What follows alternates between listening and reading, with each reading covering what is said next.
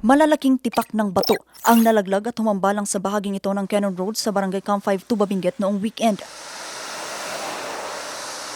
Ang pagkahulog ng mga bato, isa sa ikinababahala ng barangay. Ito'y kahit mayroong rock netting sa lugar.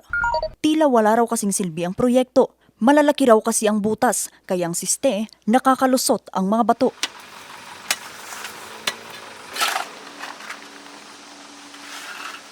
Parang yung rocknet is parang masasabi ko na parang hindi niya na-function yung dapat na i-function ng rocknetting. Kasi meron pa rin mga batong nahuhulog. Tapos meron pa yung time na may na-aksidente kasi nga yun yung may nahulog pa rin na bato. So parang hindi niya na-serve yung purpose niya yung rocknetting. So yun naman, wala namang update kung paano, kung may gagawin or aayusin. Wala pa naman pong sinasabi. Ang banta ng rockslide isa rin sa kinababahala ni Romeo, isa sa mga nagtatrabaho sa lugar. Butal-butal daw kasi ang isinasagawang proyekto sa lugar.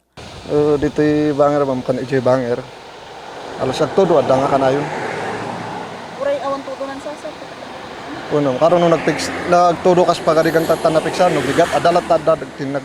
Meron yung may parts na nilagyan, may parts na wala. Meron namang nilagay pero hindi naman doon yung talagang may nahuhulog na bato.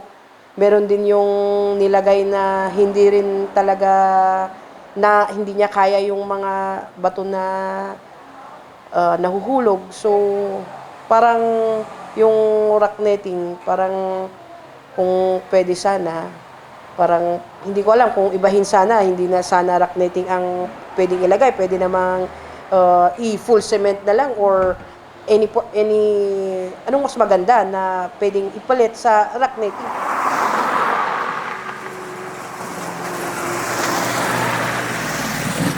Problema rin ng barangay ang rock shed. Pangamba nila na bago muli gumuhang bahagi ng lupa sa lugar.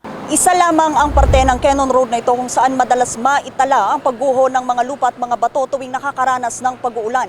Bagamat mayroong mga warning signages na dahil sa katunayan, ang ilalim ng tunnel na ito gumuho na. Pero ang problema, maging ang ibabaw nito ay natambakan na rin ng mga gumuhong mga lupa at mga bato. Nauna nang tinawag ni Pangulong Ferdinand Marcos Jr. ang proyekto na bahagi ng anyay economic sabotage sa mga proyekto ng pamahalaan. The 260 million that the government spent for this project had no effect whatsoever as to protect the slope. Parang walang ginawa.